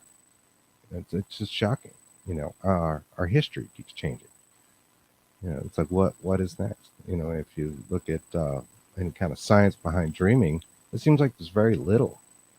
Surprisingly, don't exactly know why we dream, but we know that people have to sleep. Greg said no. He's not leaving. Joshua said there can be dream demons. It's awful. That's similar to Freddy Krueger. All right, Wes Craven got the Freddy Krueger. Excellent. That's an excellent point because idea from. Go ahead. Yep. Got I think it was children in a child in Cambodia or a story in Cambodia. I think they were Cambodian and maybe here. I forget, but it was related to sleep paralysis. Yes. And a sort of demon, and they were all experiencing it. And he took the idea from that. Yeah. So it was directly related to sleep paralysis, demon stuff, and the hat is kind of nail of the hat. Greg, no, not leaving. Wanted to mention that beforehand. Sorry. I could not leave now. I'm holding you in suspense. What is your experience, Greg, with the shadow people? You have a shadow uh, person topic. I think most people that have been doing this for a long time see something like it. You know, it's one of those things where you see stuff in the corner of your eyes. It happens anyways. They're not all demons for sure. Absolutely. You know, I see them all the time. Not all the time, but in my house. It's a little haunted. So, making that distinguishment between, you know, what is real and what is just something out of the corner of your eye. or you know, in your like, eye. Or literally in your eye. Your hair. I'm always looking at that. You know, Yeah, stuff is kind of where you want to go with that. Josh says, as an analogy, I use the movie as a metaphor. Yeah. Freddy Krueger. I mean, he is ultimate hat man in a way. No, we were talking about discussing like the clothing. Like I said, one was I didn't realize this till last night. I had a breakthrough. It's like a gnosis for me last night. It was incredible, but one was cloaked, yes, and I didn't realize that till last night. I'm like, oh my god, because I blocked it out. That was the one that looked like the nun, right? The nun. So it sounds to me like the nun one had a lot more details to you. Yes, all over. It wasn't really just simply a shadow. Right. It was more like an apparition, as you might think, where you could distinguish that. They had a cloak on. Yes. They had this evil grin thing going with the teeth. Yes. The eyes and the narrow face. And some of them, I mean, are cloaked. Some of them have red eyes. Some of them have green eyes. Mine didn't have any eyes. The hat man. There's shadow people without hats. A lot of people see those. They do, and it's nice seeing with different kinds of hats. Yes, that's right. They have the. It's interesting that the wide brim hat is so common when you get into the hat. Ones with the hats, right? Not that any of them are common, but they might be common to a particular person. I mean, the person that's having an issue with them may see it repeatedly. But Odin, looking into Norse mythology, was known to wear a wide brim hat. Is there a crossover there? I don't know. Yeah. But just thought I'd throw it out there. Scott says, that's a problem I have with so many of these paranormal shows. Everything's a dang demon. Yes. Oh my gosh, we understand. We did a whole series, including one show with Mr. Ken Allen called the D Word series. The dreaded D Word series. Dreaded D Word. You're right. Thank you. I've done one in a while. And we talked to like Carl Johnson and James Anito, who at the time were doing Demonology Duo. We talked to our buddy Nathaniel J. Gillis. Mm-hmm. I don't see him out there tonight, but I hope he has a good New Year. We love that guy. Yes, happy New about Year. These things, you know, to try to get some clarity, because there's so much, you know, disinformation or misinformation, all kind of theorizing. Nobody knows all the answers. We just try to learn as we go through our experiences, and we have the pleasure of hosting a show like this where we get to talk to so many people. It's truly a gift, and hear their insights and open-mindedly talk to them. And you know, get their perspective, because everybody's going to have a different perspective and different experience. That we start to see trends, you know, like the haunted childhood trend.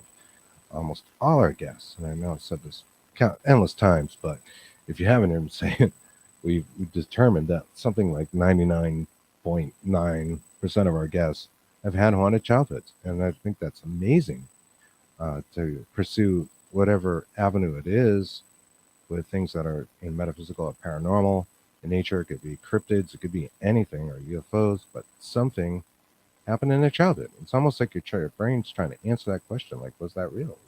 Did that really happen? You know, or how did it happen? You know, not so much was it real, but some sort of. I mean, I question myself. Some of those childhood things are just so off the wall. You know, how the hell can that be real? But that's, you know, what I experienced, what you experienced. Kimberly has it. Which one?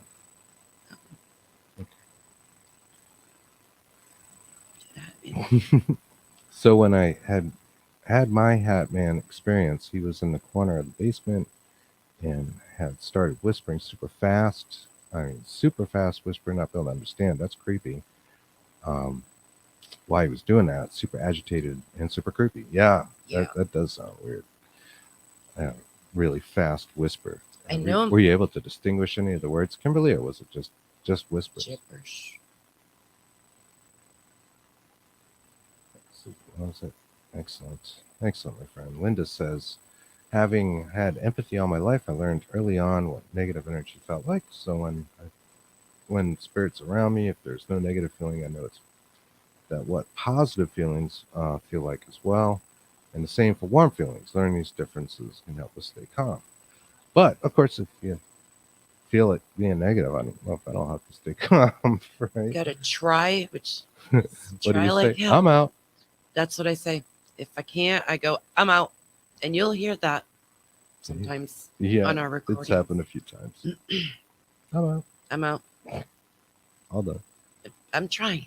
Greg Trying. says we have a cemetery that we're filming at that had a row of arborvitae on both sides of the road and the back 8 in total. If you watch, they turn to 10 plus and moving around. Oh, you have a link for that, or something you can share with us offline? Love to see Yes, that. please. That's interesting. Kim says, no, that was the crazy part. So you couldn't distinguish any of the words in the whispers. Sounds weird. Maybe it was backwards. That makes sense. I'm out. Yep. Yes. Yes. I'm out. Kimberly says, it was in a house my friend was renting, and she had a lab, and the lab kept going downstairs and a Labrador, and pooping down there, uh, and would bark at the stairs going down. So weird. Yeah. Mine said things, but I don't remember what was being said, but definitely said things, I believe. Chris mentioned something really interesting to me last night, and I never thought of. He asked me if he ever came out during the day, and I said yes, he did come out during the day. And he asked me where he would come out. Like, would he come out of like the light? And I really sat here and thought about this I last said night. dark places. That he'd come out of dark places, like start dark and into the light. Yeah. Yeah. No, he did. He started in a shadow and came out into the light. Yeah. I mean, so the origin of the thing would be something that was dark already, Yes. and then it would move into the lighted space. That's Because seeing weird. them in like broad daylight is kind of unusual, right? A lot of people are talking about seeing them in dark rooms, seeing them at night. At night, mostly in bed or whatever. But yeah, exactly. So to see one during the day, like I was thinking, like, oh, how does that happen, right? Was it just there, just walking around, or did it kind of start from a dark place it did. and kind of move into a lighted area? And, So I haven't thought about this in, I don't know, I'm not even going to tell you my age, but a very, very long time. And I don't want to. Blocked it out. Tell us your age. Tell us your age. Don't want to tell us your age? No, I'm kidding. Kidding. But, Of course I am. I came to a couple of revelations going into this. Older than you. By 4 months, for goodness sake. Still. Silly. It was a house my friend was renting. Oh, that's the lab. I'm sorry. Linda said, I have an attitude about negative anything. No one could scare me more than my mom. I like that. I survived that, so I have an attitude about things that go bump or feel negative. Absolutely. Yeah, so I think, I don't know, the shadow thing is, it's funny the way it's talked about. Most people that talk about it are almost immediately talking about something negative. Exactly. Especially if they've had an experience. But then there's others that absolutely love them, believe that they're either somebody who is trying to come back and hasn't formed their apparition yet, or it's somebody helping them. That's what their shadow people are like. But the majority of it are negative experiences, traumatizing experiences. Yeah, absolutely. Thank you, Echo. Thank you. Well, 38. You're 35. Again. Joshua says, I'm kidding. I didn't have any haunting as a child. It happened to me in my early teens. Okay, well, early teens, you're still technically a child. Your brain is developing at a rapid pace. But I know what you're saying, right? You run like a little kid. And if you could definitely think logically. When I played with a Ouija and it affected me throughout my life, I believe just my experience, plus I think whatever first initially targeted me knew I was vulnerable, and it opened up different portals. I learned to manage them or ban them. Well, that's interesting, That's right? very So interesting.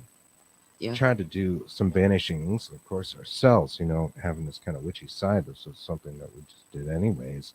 But the evil Amban, as we coined it before, would not go away through our banishings. We tried a lot of stuff. Tried And, everything. I know you know what our solution is, Joshua, because we've talked about it a lot. Yeah. Because it really did shake us. It was hard to get rid of this thing. It wasn't like a couple of days. This was like weeks and weeks of going on. And it was really to not think about it. It was our obsession with it that I think drew it closer to us, and it made it pretty unshakable. And I couldn't just ban it. Like, to get out, it didn't work, which I think is a great place for people to start, but it doesn't always happen that way. Anthony says it's going to be 26. Well, happy birthday. Happy birthday. You're so young. Yeah, sure. No, I'm kidding. That's cool, man. Happy birthday. Good points, Kristen, on shadows. Thank you. For me, it was, but if you open up your intuitive mind, you can control it. I'm not too sure. Maybe, yeah. I thought so. Again, one of those things I can tell it happens. It's the person Yeah. as well. Yeah. We're all Well, perfectly imperfect. True that. That was this guy. We decided to sleep down there and figure out what it was. When it didn't hurt me, but he would wait until I rolled over on my back and was away from where I had seen him, and then he bent over and was doing that whispering in my ear. Okay. Oof. Oh yeah, that is super creepy. Yeah. But it was trying to push it out and leave the basement, so it pretty much worked. This was years before I started investigating. Right. Oh, totally believe it. Scott is wishing Anthony happy birthday. Anthony loves is Ouija. Ouija. Of course, I read it and immediately say Ouija. Ouija board. That's cool.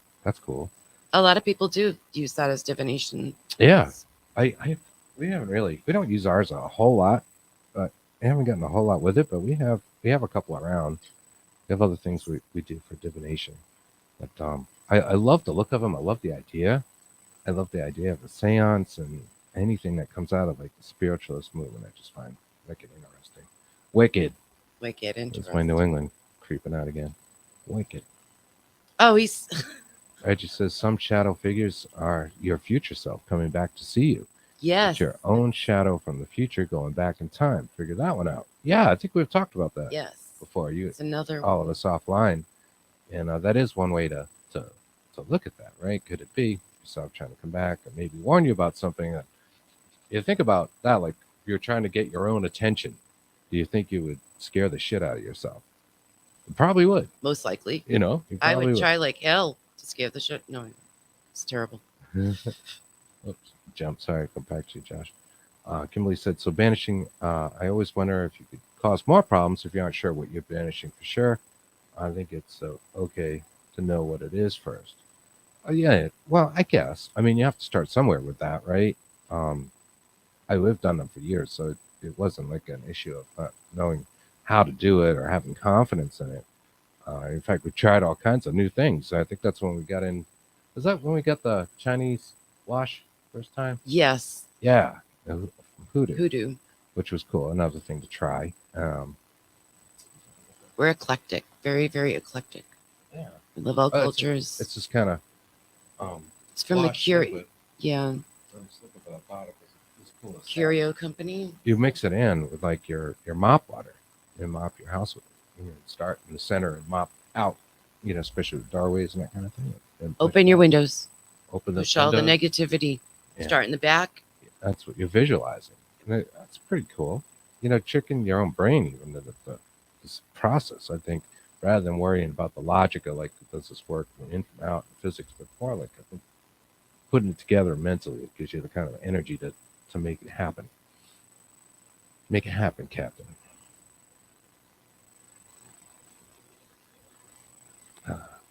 Says, I don't know. I was just. Oh, what you're starting to say about the farmhouse? I'm not sure. But I know. I had an alcove. I had a big shadowy. There was no windows near it, and it was like a big alcove, and it would come from there. Remember that part? I'm telling you, I'm like a nervous Nelly. I'm a nervous wreck. I'm sorry. I'll have to hit But that yeah, champagne a little earlier, maybe. yeah. Kim, I'm jealous. Kim's having An energy mimosas, drink, and right? I want 5. I have to tell you something. We have a secret here going on in the chat. Look at Anthony's comments. You back right the heck up there. Oh, 55. Okay. 55. There's no way. No way. So it's tough, Facebook, and you don't know a person in person, and you're looking at the little picture. You can almost assume, I didn't realize you. I kind of thought maybe, oh, age 26, a lot younger than I thought. My old man voice. Ha ha ha. Back in my day. Ha ha ha. Back in my day. Are your boards brand new? You're asking us, Greg. That's actually an old board. I forget when it was made, but the case for it is kind of between the valves. Can you see it? That one was made in Salem when they were making them in Salem. Yeah. Behind my head there. You can see that on your screen. Yeah, it's an older one. Let's see. Turn 49. Yep, and just stay there. And that's our life advice. Wise advice. Kimberly Turn Horn, 49 and never yeah. change. She'll be 52 tomorrow, I believe. Oh, Tomorrow I knew is her birthday. Wow. So happy birthday, Kimberly. That's Yes. cool. That's cool. Happy birthday. Happy early birthday. That's really cool. I'll be posting on your wall. And it says the general term of negative energy covers a lot. Sure does. And Yes. It's tossed around way too much. Covers a lot. There's also a distinction from being positive, loving energy. Yeah. Kind of, it's like the frequency stuff. It's like we talk about it and trying to hone in on a frequency or what have you. Yeah, what does it mean? There's some ambiguity there. What was that other term? I used to kind of goof on all that. What do they mean by that? You hear it all the time. I don't know. I don't know. We're getting a little new agey, but not against it. But some of those terms are definitely ambiguous. Yeah, we're celebrating with mimosas. Gotcha. Yeah, I do want gotta 5. catch up. How many are born on a holiday? I know on Facebook, tomorrow, I swear, from out of our friends, there's like 18 people who have birthdays tomorrow. Yeah. I was telling you that yesterday. I was looking. Josh opened his windows, and fireworks getting the animals. I know, right? Still? Wait. No, it's going to go on. It's not midnight yet. You can hear that for a while. Although I'm not sure which time zone you're in. Kimberly says, me, and it sucked because I was the 7th child, only girl with 6 older brothers. Oh, I my. love to watch football on New Year's, so dang it, they ignored me. Football. Oh, it does suck. I'm sorry. Happy birthday. Let me catch up here with the comments, guys. Sorry. Did you like the New England vampires? You like that stuff? The history. It is crazy to think about how people behaved during the plague. Like what that must have been like. Imagine being a child in that, being in a family, and the family members start wasting away, just gone. It can go really quick, or it could take months and months and be drawn out with no idea what's actually causing it. Right. And having this medieval European mythology coming through, like lore from Romania and whatnot. Vampires. Yes. In fact, and that would be they still 300 do it. or more years later. Yeah, they still do it today. They do. They actually do. There are a few villages that are centered on vampires in them, and they bury them same way, or same ways as the old way. It's always been that way, I guess. From there, they started there, I believe. Yeah, medieval Europe. Yeah, and they would bury them with their like we showed earlier. We 14. tried to 1500s. Kimberly says, so we have friend Brandon Cooper. We know Brandon, who makes leather Ouija boards, and I think he was telling us about that when he came on our show last time, and we were all chatting. He was getting ready to start doing that. So I'd love to see those done. His leather work looked really good, and I love that. Actually, but speaking of shamans, a cool talking point. was I was reading recently about how these not Nordic, it's right next to them. I think the tribe is Mani, I want to say, tribe uh, north of the Netherlands, next to Norway. Um, tribe of shamans, and how they would go about making a drum and what is entailed in that. And like the first step was getting the tree to give its spirit up, so you could cut it down to begin making the drum. And you see, these folks, the shaman folks with the drums is a very common thing to see. And there's all these steps, and they're very very interesting. It's something I'd love to talk to Brandon about, and we'll have to have him back on if we can twist his arm, get him on here, and Yes. talk about that, because I thought that was so interesting to get the tree to let go of its spirit, and this speaks to animism. Mhm. So you could cut the tree down, and then there's a process of boiling, your cut of the tree, the boards that you're going to make, and to the uh, wood is malleable enough to wrap it around another tree. And I don't have it in front of me, but there were a lot of steps involved, and they were really cool things. And the drum acts as an extension, and it's supposed to house a soul. I think at the end of it, trying to get the spirit of the tree back into it, and it works for you. And it was interesting, much more in depth than I would have thought. I just thought of the drums as a trance inducing method. Mm. We definitely have to have Brandon back on. Yeah, I'd like to ask hear his him. thoughts on that for sure. Mhm. And it says my mom said I would rather be dreaming than being awake. Well, sometimes not for me lately. No, My dreams have right? been horrible, or they've been really tedious. Like I'm working, like you're at work. You guys ever have a dream where you're at work? I've had a lot of these, and I wake up and have to go to work, and it's like, what the hell? I feel like I just worked 8 hours. I got to get up and go actually do it. Eckerly says the Druids say if you know the oak tree, you know all the trees. Oak tree, seer. If we know Wow. ourselves, we know all. Mhm. Yeah, we're all connected for sure. Absolutely. Absolutely. Like that. They're not aiming in your neck of the woods. Oh, I think that's to Joshua, who lives in the woods. You mentioned.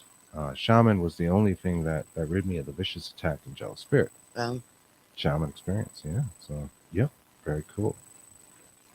Ann says, oak tree, yes. Scott says, I used to work and dream of working overnight shifts as well, Chris. So tired the next day. Right. It's like I just worked 8 hours. This last working dream was like a kind of parallel life, though. It was totally not what we have here in this lifetime. I was working this sort of futuristic Home Depot, I guess, and they had all these kind of like science fiction looking tractors, and they were, like Home Depot has the giant shelves, and they're all like layered up on these shelves, and I had to do something with that. It was really tedious. As cool as like it might sound, it was like really working. I don't want to work. I'm sleeping. I know we're constantly looking for each other in our dreams. If we're not together, we're always looking, almost always looking. It does happen. The apocalyptic dream I mentioned, I was traveling for business, right? And I told you I couldn't see you. Like I was in the middle of somewhere, and I was like trying to get out of the airport. But of course, you couldn't fly. It's apocalyptic. Hope you see my oak tree. I'm talking about the haunted. Yeah, I like oak trees. I love them. There's some oak branches back there on the altar for a reason. Yeah, big oak. Those actually came from Aldebalu. Speaking of That's that, right. that particular cemetery. Did Caesar die in part of the gallstones? Yeah, I read that and I tried not to. It says, I've always wondered if it meant anything you had dreams of your loved ones. I think it means you love them. Right? You think about them when you're sleeping.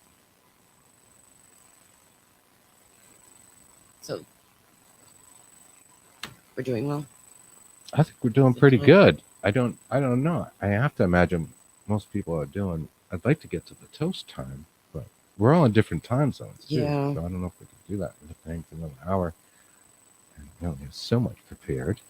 Yeah. I don't know. What do you think? I think we should call a night and for now. Pick it up next week. Yes. Well, Thor's Day. Thursdays. It's Thor's Day. Well, we definitely want to tell you guys, we love you for joining us tonight. Yes, It's a thank night where you. people have a lot of things going on. To have you guys in our audience is our pleasure, and we truly feel honored. Each and every one of you guys are great, and Thank you. yeah, Thank let's you. look forward to this coming year. I know I did have like a million things I wanted to talk about. I know, this week, right? too, And thank you for so I haven't, listening to me but, ramble and I- get very anxious and nervous. And I appreciate you guys hanging in there for that. I can't talk, obviously when I'm like that. So No worries. We get there. It's a nice place to talk about anything, any way you want, and not feel judged. We've been told That's that, right. and we take that seriously. I guess it goes for us too. Why not? that's right. Yeah, we have the experience. Try to tell it and do our best. And sometimes it might sound crazy, whatever. I think we've lost our shit, but rest assured we have not. And we're looking forward to getting that shit even more together in 2023. We love you guys. Happy New Year. Yes. Happy New Year to you all. We love you. Thank you so much. Have a great night. Thanks, guys. Bye-bye.